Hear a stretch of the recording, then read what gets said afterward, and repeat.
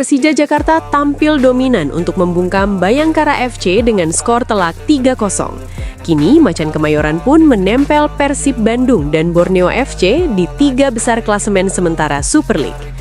Persija Jakarta menjamu Bayangkara FC di Stadion Utama Gelora Bung Karno, Senin 29 Desember 2025 dalam lanjutan Super League. Tuan rumah langsung menguasai jalannya pertandingan pada babak pertama.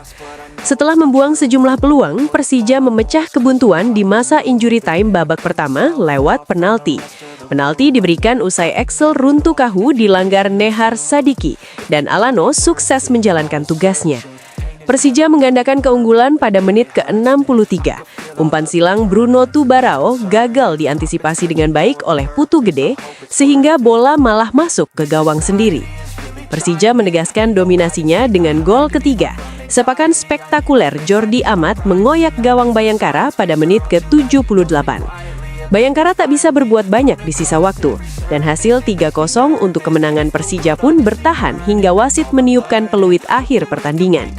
Berkat hasil ini, Persija kini berada di peringkat 3 klasemen Super League dengan 32 poin dari 15 laga. Mereka 2 poin di belakang Persib Bandung dan Borneo yang menduduki posisi 1 dan 2.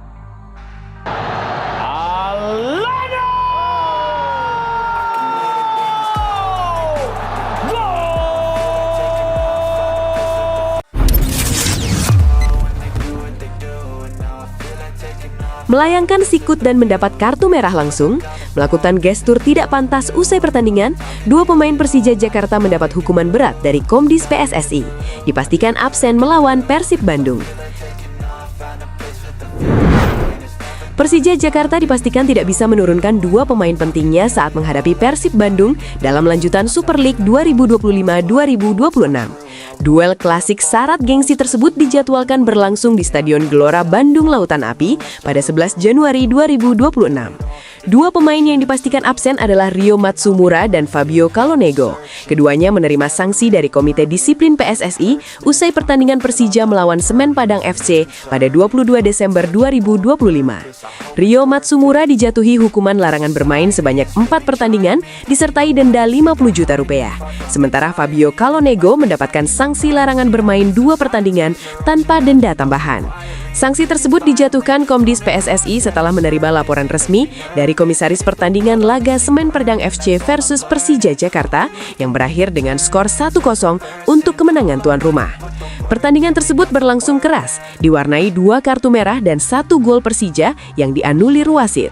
Usai pertandingan melawan Semen Padang FC, Rio Matsumura tertangkap kamera melakukan bahasa tubuh yang dinilai tidak pantas ke arah wasit Stephen Yubelpoli yang menyebabkan ia mendapat sanksi larangan bermain 4 pertandingan dan denda 50 juta rupiah.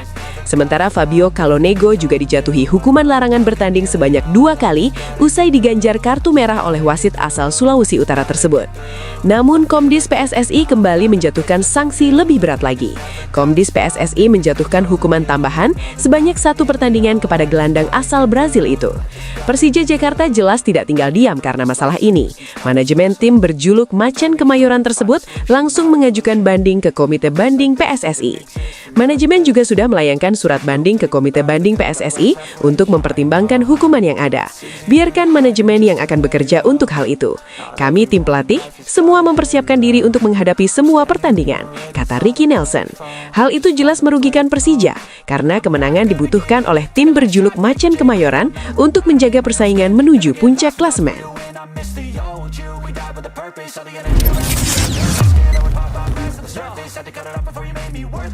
Andrew Jung gagal eksekusi penalti saat hadapi PSM Makassar. Boyan Hodak buka peluang Ramon Tangkwe jadi algojo penalti Persib Bandung. Pelatih Persib Bandung Boyan Hodak belum memastikan siapa pemain yang akan menjadi eksekutor penalti utama timnya ke depan. Hal itu disampaikan menyusul kegagalan Andrew Jung dalam mengeksekusi penalti pada laga melawan PSM Makassar. Menurut Boyan, peluang Ramon Tangkwe untuk mengambil tugas tersebut masih terbuka, terutama jika sang pemain sudah kembali dan tampil di pertandingan. Ketika dia bermain, itu mungkin saja dia menjadi eksekutor penalti, ujar Boyan. Namun, pelatih asal Kroasia itu menegaskan penentuan algojo penalti tidak bisa diputuskan secara mudah. Ia menyebut faktor psikologis sangat berpengaruh saat situasi pertandingan berlangsung. Untuk kedepannya, saya belum tahu siapa yang akan dipilih, karena di latihan mereka semua bisa mencetak gol. Tapi ketika saat pertandingan, itu tidak mudah. Ini adalah hal psikologis, katanya. Boyan pun memastikan tim pelatih akan terus mengevaluasi sebelum menunjuk eksekutor tetap di laga-laga Persib berikutnya.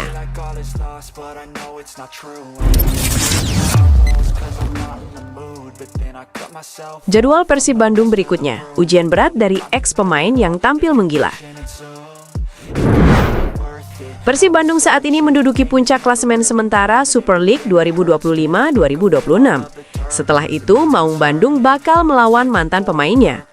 Persib Bandung berhasil mencapai tahta klasemen usai menang atas PSM Makassar dengan skor 1-0 di Stadion Gelora Bandung Lautan Api, Sabtu 27 Desember 2025. Di samping itu, Borneo FC malah menelan kekalahan dari Malut United dengan skor 2-3 pada Minggu 28 Desember 2025.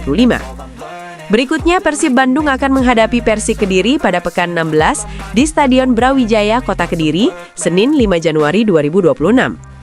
Gelandang Persib Beckham Putra mengatakan kemenangan atas PSM menjadi amunisi tajam untuk menghadapi Persik Kediri. Seperti dikatakan pelatih, ini adalah pertandingan yang sulit untuk kami. Mereka begitu bersemangat ingin mendapatkan poin di Bandung. Tapi alhamdulillah kita berhasil memanfaatkan peluang dan menciptakan gol di babak pertama.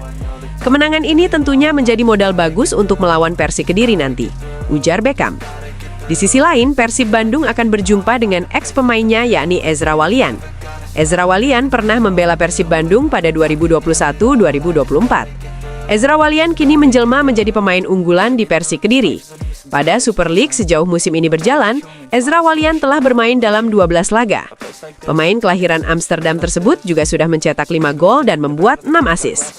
Ezra Walian menjadi pemain Indonesia yang paling banyak mencetak gol di Super League sejauh ini. Pemain 28 tahun tersebut diprediksi menjadi salah satu ancaman paling berbahaya bagi Persib Bandung jika diturunkan pada laga nanti. Dengan kecepatan, visi bermain, serta kemampuan eksplosif dalam memanfaatkan celah pertahanan, ia kerap menjadi pembeda dalam situasi krusial. Jika Persib lengah sedikit saja, kemungkinan besar Ezra Walian akan memanfaatkan momen untuk menciptakan peluang emas atau bahkan memecah kebuntuan.